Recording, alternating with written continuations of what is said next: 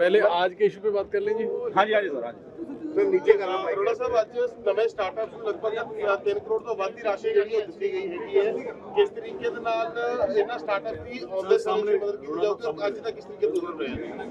ਪੰਜਾਬ ਦੇ ਵਿੱਚ ਪਿਛਲੇ 4.5 ਸਾਲਾਂ ਤੋਂ ਨੌਜਵਾਨ ਮੁੰਡੇ ਕੁੜੀਆਂ ਨੂੰ ਉਹਨਾਂ ਦੇ ਟੈਲੈਂਟ ਨੂੰ ਦੇਖਦੇ ਹੋਏ ਪੰਜਾਬ ਸਰਕਾਰ ਵੱਲੋਂ ਭਗਵੰਤ ਮਾਨ ਸਰਕਾਰ ਵੱਲੋਂ ਨਵੇਂ ਔਰ ਵੱਡੇ ਇਨੀਸ਼ੀਏਟਿਵਸ ਲਏ ਗਏ ਨੇ ਕਿਉਂਕਿ ਪੰਜਾਬ ਉਹ ਧਰਤੀ ਹੈ ਜਿੱਥੋਂ ਦੇ ਬੱਚੇ ਜਿੱਥੋਂ ਦੇ ਲੋਕ ਮਿਹਨਤੀ ਬਹੁਤ ਨੇ ਕਮਿਟਡ ਬਹੁਤ ਨੇ ਉਹਨਾਂ ਕੋਲ ਨਵੇਂ ਆਈਡੀਆਜ਼ ਵੀ ਹੈਗੇ ਔਰ ਉਹ ਦਮ ਰੱਖਦੇ ਨੇ ਹਿੰਮਤ ਰੱਖਦੇ ਨੇ ਕਿ ਨਵੇਂ ਆਈਡੀਆਜ਼ ਦੇ ਨਾਲ ਉਹ ਗਰੋ ਕਰ ਸਕਣ।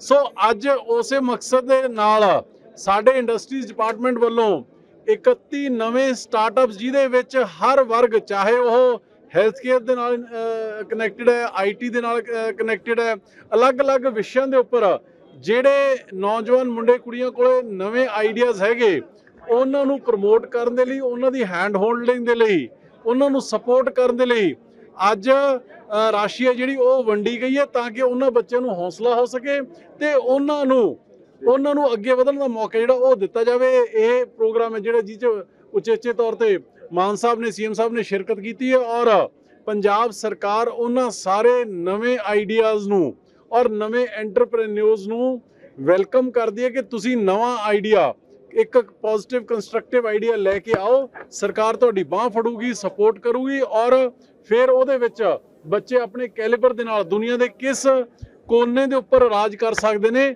ਇਹ ਪਿਛਲੇ ਸਮੇਂ ਦੇ ਵਿੱਚ ਦੇਖਿਆ ਗਿਆ। ਸੋ ਅਸੀਂ ਅੱਜ ਇਹ ਫੰਕਸ਼ਨ ਜਿਹੜਾ ED की रेड चल रही है सर 2 जगह पे। CM साहब ने ट्वीट किया, वो कह रहे हैं कि हिंदू बिजनेसमैन को टारगेट कर रही है, लेकिन वो बीजेपी पर आरोप लगाया उन्होंने CM साहब ने। हिंदू सिख मत करें ये गलत चीज है। देखिए इसमें कोई दो राय नहीं है कि बीजेपी जहां पे एक तरफ तो अपने साथियों को प्रमोट करने के लिए प्रोटेक्ट करने के लिए और अपने आप को हिंदुओं की पार्टी कहलाती है, लेकिन आज जिस तरीके से दमन किया जा रहा है जो व्यापारी भाई हैं most of them from Hindu community उनका जो दमन किया जा रहा है उनको जो चाहे वो ऑफिसर्स हैं चाहे वो व्यापारी हैं चाहे वो इंडस्ट्रियलिस्ट हैं चाहे वो रियल एस्टेट के हैं जिस तरीके से दमनकारी नीतियों पे भाजपा उतरी हुई है ये सच में ये पंजाब को क्या पूरे देश में इसका गलत मैसेज आ रहा है। इससे पूरे का पूरा बिजनेस सेंटीमेंट जो है वो बैठ रहा है। इससे जो डबल फेज्ड राजनीति है भारतीय जनता पार्टी की वो नजर आ रही है और मैं समझता हूँ कि ये हर बीजेपी के नेता तो आपके सामने है जी जितने अभी तक टारगेट्स हुए हैं सभी के सभी हिंदू बिजनेस कम्युनिटी से रिलेटेड है। तो मेरे कहने का मतलब ये है कि इससे बीजेपी का एक जो anti Hindu anti businessman anti व्यापारी एंटी इंडस्ट्रियलिस्ट जो चेहरा है वो नंगा हुआ है। इनके हिसाब से भारतीय जनता पार्टी के हिसाब से देश में सिर्फ 2 लोगों को ही भारतीय जनता पार्टी के हिसाब से केंद्र सरकार के हिसाब से देश में सिर्फ 2 लोगों को ही बिजनेस करने का अधिकार है, वो है अडानी और अंबानी। बाकी उनके हिसाब से किसी को बिजनेस करने का कोई अधिकार नहीं है। बीजेपी नेता दमदमी टकसाल गए थे, महाराष्ट्र बीजेपी नेता गए हैं, इवन कांग्रेस अध्यक्ष भी बोल रहे हैं कि पंजाब डार्क डेज से निकला है, इस तरह की बीजेपी डिविसिव पॉलिटिक्स कर रही है। देखिए इसका जवाब तो बेहतर पंजाब की भारतीय जनता पार्टी है वो दे, अपना स्टैंड स्पष्ट करे तो बेहतर है। लेकिन इससे एक जो घिनौना चेहरा भारतीय जनता पार्टी का इससे नंगा जो होता है वो ये होता है कि आज वो सिर्फ और सिर्फ 2027 की इलेक्शन को देखते हुए जिस तरह से हिंदू सिख को पोलराइज करने के में लगी हुई है, सबसे ज्यादा अगर धर्म निरपेक्ष स्टेट सेकुलर स्टेट कोई है वो पंजाब है, जो even after dark days of terrorism का इतना लंबा दौर देखने के बाद भी यहाँ पे किसी भाईचारे में धर्म मजहब फिरके में कोई फर्क नहीं है।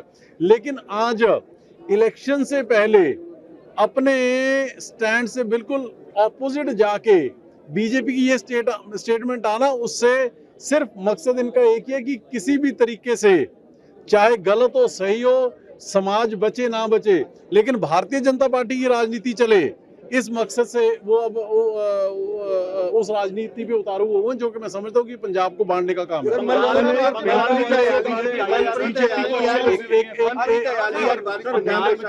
बीजेपी आई है, टीएमसी के 20 सांसद जो है दूधने के लिए तैयार हैं, इसको किस तरह से देते हैं घटना? देखिए, हम तो शुरू से कहते हैं कि भारतीय जनता पार्टी ने एक ही काम पकड़ा हुआ है कि कम वोट में किसी भी तरीके से किसी ऑपोजिशन पार्टी को किसी स्टेट में कोई भी हीला वसीला कोई भी तौर तरीका बरतना पड़े वो उसको खत्म करने लगी हुई है।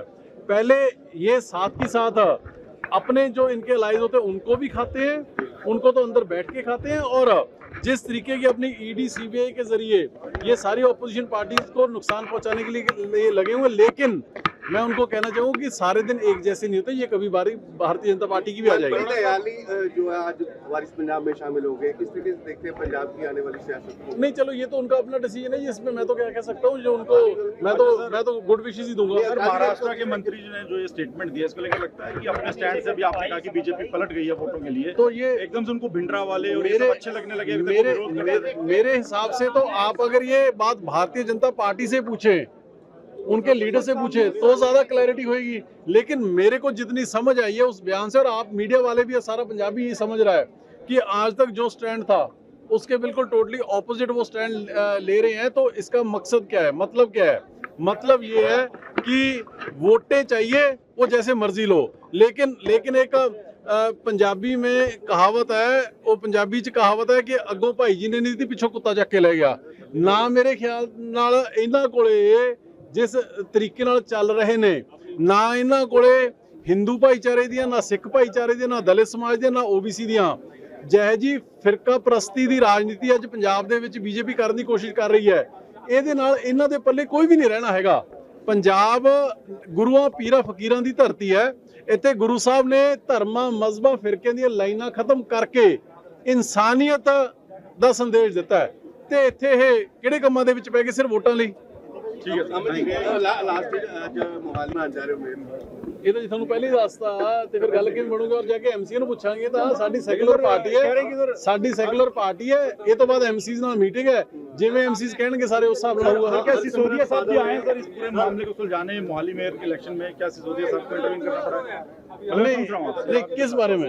ये मोहाली मेयर को लेकर जो आप हमारी पार्टी का एक सिस्टम है, कोई भी डिसीजन होता है उसमें सारे के सारे कलेक्टिवली डिसीजन लेते हैं। इसमें सीएम साहब, मैं खुद, हमारे पार्टी के और लोग, और मनीष सिसोदिया जी, क्योंकि वो पार्टी के स्टेट इंचार्ज हैं, उनकी भी इंटरवेंशन रही, सभी सलाह मशवरे के साथ फैसला करते हैं। और इसके बाद डेफिनेटली हम जो सभी जो हमारे एमसीज हैं उनको मिलेंगे, और जैसे सबकी सलाह के साथ जो फैसला सब करेंगे उससे। और बादल कह रही है कि 1000 रुपये अभी तक नहीं मिला, अनाउंसमेंट जरूर हो गई है, लेकिन ये वादा था, लेकिन इलेक्शन प्रेसिडेंट है, बड़ी जल्दी मिलने जा रहा है। हरसिमरत कौर जी को मैं कहूंगा कि बेफिक्र रहो, हमारा एक वादा भी खाली नहीं जाएगा, एक एक वादा पूरा किया जा रहा है।